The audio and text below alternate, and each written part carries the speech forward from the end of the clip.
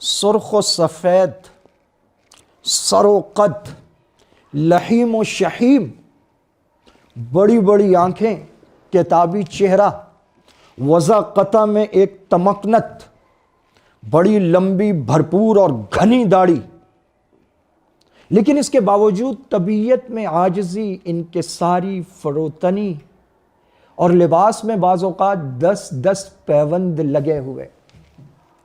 امیر شام، امیر المؤمنین حضرت معاویہ بن ابی سفیان رضی اللہ تعالیٰ عنہ، جو بعثت نبوی سے 5 سال پہلے مکہ کے سردار ابو سفیان کے گھر میں پیدا ہوا، مکہ کے سردار کے فرزند ارجمند ہیں، اور ابو سفیان نے انہیں دیکھ کر کہا کہ میرا بیٹا بڑے سر والا ہے اور مجھے لگتا ہے کہ یہ اپنی قوم کا سردار بنے گا اور اس کی قیادت کرے گا۔